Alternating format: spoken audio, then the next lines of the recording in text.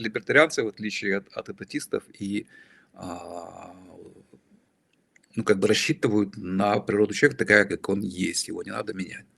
Да, потому что для этатиста нужен новый человек. Вот предельная форма социализма, в смысле этатизм – это социализм и коммунизм, где прямо и откровенно говорили, что воспитание нового человека там у них было в программе КПСС, и это учили везде, что необходим новый, значит, человек, который вот такой, такой, такой, иначе, ну, иначе почему? Потому что иначе система работать не будет.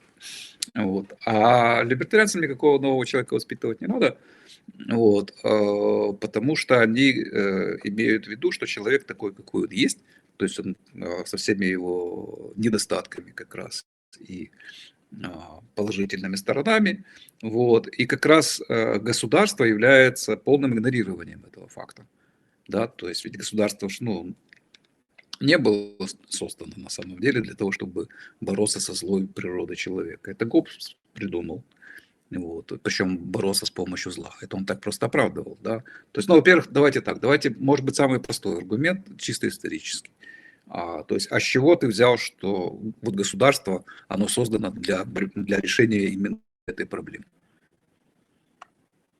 Это просто способ, как бы, на самом деле, поднятия этого вопроса, это просто способ объяснения или, так сказать, оправдания существования этой системы.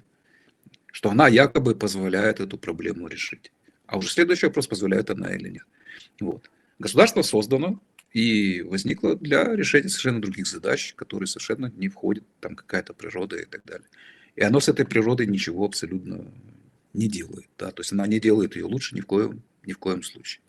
Ни в коем случае это уже, так сказать, ну, ответ как бы на следующую часть этого вопроса. Да? То есть делает она, позволяет ли государство эту проблему решить? Нет, не позволяет. Наоборот, давая людям институциональную власть над другими, да, мы тем самым поощряем вот эти самые плохие качества людей. То есть туда идут всякого рода негодяи, вот, нарциссы, психопаты и прочая такая сволота, вот, которым хочется поуправлять, покомандовать, они получают от этого удовольствие, поиздеваться, садисты и прочего такого рода персонажи, потому что оно имеет вид института. В свободном обществе такого института нет. Поэтому, да, людям в свободном обществе точно так же, как людям и в несвободном, присуще желание повластвовать, покомандовать, то есть там тоже есть психопаты и так далее. Некоторым из них, возможно, даже удастся реализоваться там в рамках семьи, там, это, в рамках фирмы какой-нибудь. Но это все ограниченные случаи, которые несут достаточно мало ущерба ограниченному количеству людей. Создав институт, то есть сделав это постоянным и законным, который бы давал людям власть над другими людьми, да, вы тем самым поощряете всех этих негодяев туда лезть. Да, что мы видим повсеместно во всей, так сказать, нашей истории человечества, где что не правитель, то поц. Вот. Ну, просто размер, так сказать, его поцоватость разный. Вот.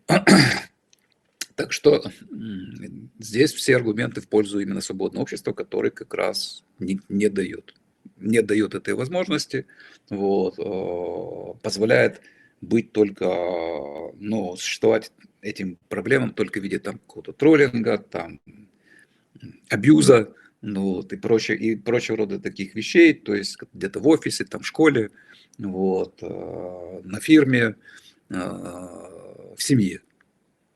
Все. Не может быть никакого Сталина, не может быть никакого Гитлера, не может быть никакого Мао Цзэдуна, Пол Пота и прочего рода дегенератов, которые в состоянии там десятками миллионов вырезать, так сказать, ни в чем не повинных людей.